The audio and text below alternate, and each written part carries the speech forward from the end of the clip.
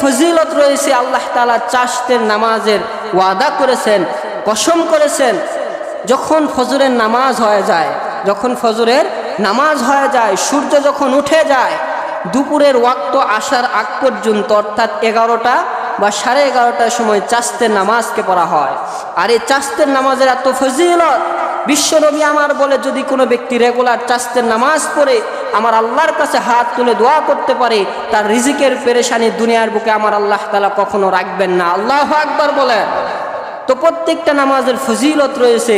তো আজকে থেকে আমরা জাহান্নামের ভয় অন্তরে আনবো এবং জান্নাতের চিন্তা অন্তরের ভিতরে এনে কখনো গুনার কাজে লিপ্ত হব না, ইনশাআল্লাহ।